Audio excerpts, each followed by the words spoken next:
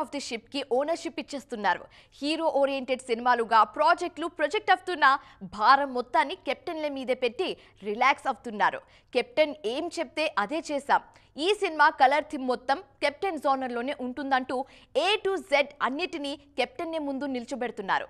సినిమాలో హీరో ఎవరైనా ఎంతమందున్నా director stamp రాజమౌళిది పడిందంటే ఆ ప్రాజెక్ట్ కి కర్త కర్మ క్రియ జక్కన్ అన్నట్టే. అలాగే ఫిక్స్ అయిపోయారు పాన్ ఇండియా జనం. ఇప్పుడు మహేష్ సినిమాను కూడా ఇంటర్నేషనల్ డయాస్ మీద రాజమౌళి మూవీగానే చూస్తున్నారు. రాజమౌళి విషయంలోనే కాదు, మరికొందరి డైరెక్టర్ల విషయంలో కూడా ఇవే మాటలు వినిపిస్తున్నాయి. మరీ ముఖ్యంగా అనిల్ రావిపూడి విషయంలో వెంకీతో సినిమా చేసిన, మెగాస్టార్ తో మూవీని సెట్స్ మీద పెట్టిన తన మార్క్ ఉండేలా చూసుకుంటున్నారు అనిల్. హీరోలు కూడా డైరెక్టర్ స్టైల్ కి బ్లెండ్ కావడానికి ఇష్టపడుతున్నారు. మెగా అనిల్ ప్రాజెక్ట్ కంప్లీట్ గా అనిల్ రావిపూడి ఫ్లేవర్ లోనే ఉంటుందని ఫిక్స్ అయిపోయారు ఆడియన్స్.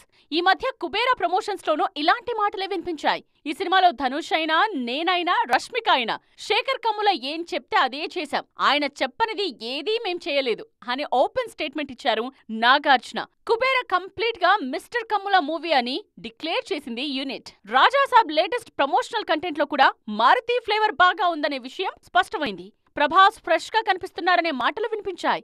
దీంతో పాటు మారుతి కైండ్ ఆఫ్ హ్యూమర్ లో డార్లింగ్ సూపర్ గా బ్లెండ్ అయ్యారని మురిసిపోతున్నారు ఫ్యాన్స్. మన దగ్గరే కాదు, లోకేష్, నెల్సన్, నీల్ విషయంలో కూడా ఈ కల్చర్ బాగా కనిపిస్తోంది. సెలబ్రిటీలు మీడియా ముందుకు రావడం ఆలస్యం. వాళ్ళ విజయాలు, పరాజయాలు గురించి మాత్రమే కాదు, లైఫ్లో కాంట్రవర్సీల గురించి కూడా ఓపెన్గానే డిస్కషన్ జరుగుతోంది. మామూలుగా విషయాలను మాట్లాడితే పర్లేదు, కానీ గతంలో ఉన్న రిలేషన్షిప్స్ గురించి మాట్లాడితే ఏమవుతుంది? మరోసారి క్లారిటీ ఇచ్చేస్తున్నామంటున్నారు జెనీలియా. ఇంతకీ మన హాసిని ఏ ఇష్యూని అడ్రస్ చేశారు?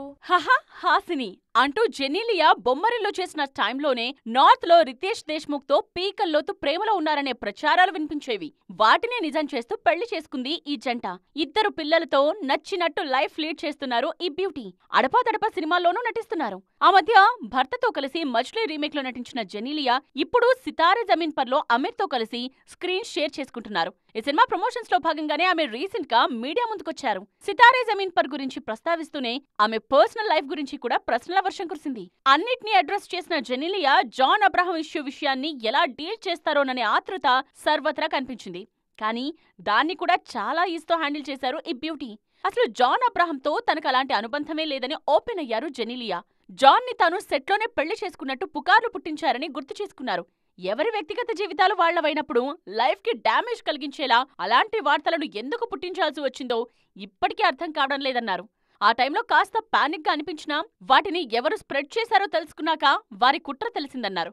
అసలు రితీష్ ని తప్ప ఇంకెవ్వరితోనూ పెళ్లి గురించి తానెప్పుడూ ఊహించలేదని కుండ బద్దలు కొట్టేశారు జెన్నీ బ్యూటీ. నేను ఇలా ఉంటుందని అనుకోలేదు, ఇలా ఉండాలని కూడా ఎప్పుడూ ఊహించలేదు. ఈ ఫేజ్ నాకు నచ్చడం లేదని అంటున్నారు పూజా హెగ్డే. ఇంతకీ ఈ బ్యూటీకి నచ్చని విషయం ఏంటని కాసింత శ్రద్ధగానే ఆరా తీస్తున్నారు నెటిజన్లు.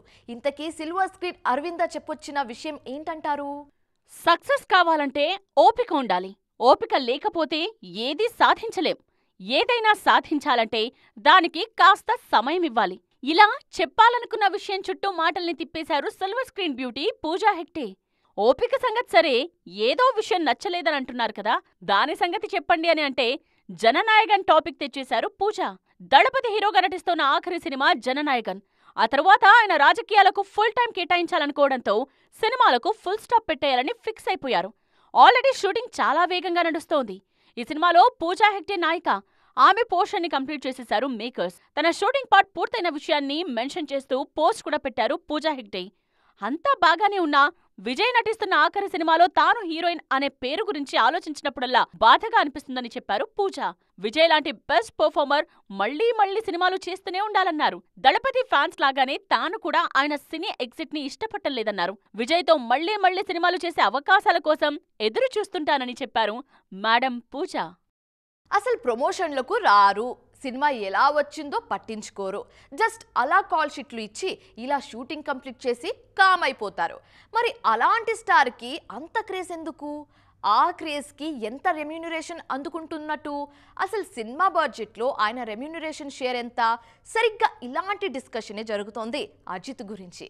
తెలుగు మీద కాస్త కాన్సంట్రేట్ చేసినా అజిత్ సినిమాలు బాగా ఆడతాయి. కానీ ఈ మార్కెట్ ని కావాలనే తల నెగ్లెక్ట్ చేస్తున్నారనే విమర్శలు చాన్నాళ్లుగా వినిపిస్తూనే ఉన్నాయి. కొన్నిసార్లు కనీసం టైటిల్స్ కూడా తెలుగులో పెట్టకుండా అర్థం కాని భాషలోనే రిలీజ్ చేశారనే విమర్శల్ని కూడా ఎదుర్కొన్నారు తల. కానీ రీసెంట్ గుడ్ బ్యాడ్ అగ్లీతో తలా ధోరణిలో మార్పొచ్చిందనే మాటలు వైరల్ అయ్యాయి. గుడ్ బ్యాడ్ అగ్లీని తెలుగు మూవీగానే హాలీవుడ్లోనూ ప్రమోట్ చేసింది యూనిట్. దీంతో మళ్లీ తెలుగులోనూ కాస్త బేస్ క్రియేట్ అయింది. రీసెంట్ హిట్ తో మళ్లీ తలా ఫ్యాన్స్ లో జోష్ కనిపిస్తోంది. ఈసారి ఆదిక్ రవిచంద్రన్ డైరెక్షన్ లో తలా చేయబోయే సినిమాకు 300 కోట్ల రూపాయల బడ్జెట్ ని కేటాయించేశారట. అందులో సగానికి పైగా అంటే 180 కోట్ల దాకా అజిత్ కి రెమ్యునరేషన్ ఇవ్వాలని ఫిక్స్ అయ్యారట. రీసెంట్ హిట్ ని దృష్టిలో పెట్టుకుని ఆదిక్ కూడా 12 కోట్ల దాకా తీసుకోవడానికి ఫిక్స్ అయ్యారట. నవంబర్ నుండి సెట్స్ మీదకు వెళ్లనుంది ఈ ప్రాజెక్ట్. AK64 పేరుతో హ్యాష్ ట్యాగ్ కూడా ట్రెండ్ అవుతోంది. వచ్చే ఏడాది సమ్మర్ టార్గెట్ గా పనిచేయాలన్నది unit plan. Already pre production start అయింది. ఈసారి పాన్ ఇండియా రేంజ్ లో ప్రమోషనల్ ఈవెంట్స్ ప్లాన్ చేయాలన్నది వేల్స్ ఫిల్మ్ ఇంటర్నేషనల్ కన్సిడరేషన్ లో ఉన్న టాపిక్. అనుకున్నది ఒక్కటి అయింది ఇంకొకటి అన్నట్టుంది నర్గిస్ ఫక్రీ పరిస్థితి. 2025 న్యూ ఇయర్ టైంలో ఆమెకి ఏడాది తిరుగులేదని వార్తలు బాగా స్ప్రెడ్ అయ్యాయి. కానీ సగం ఏడాది కంప్లీట్ అయిన తర్వాత నర్గిస్ పరిస్థితి ఇంకోలా ఉంది. ఇంతకీ ఏమైందంటారు? చూసేద్దాం పదండి.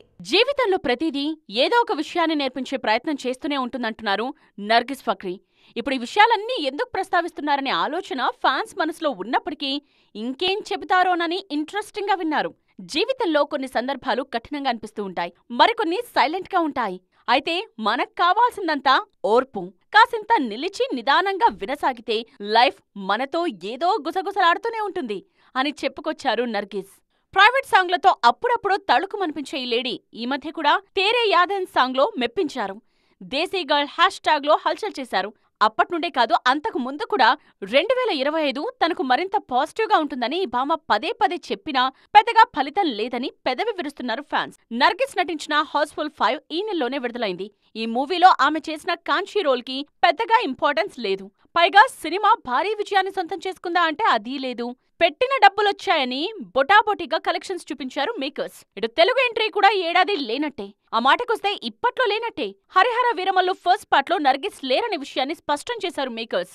ఆమె ప్రస్తావన సెకండ్ పార్ట్ లోనే ఉంటుందని చెప్పారు. సో ప్రస్తుతానికి నర్గిస్ ఫిల్మోగ్రఫీ నిల్గా కనిపిస్తోందన్నమాట.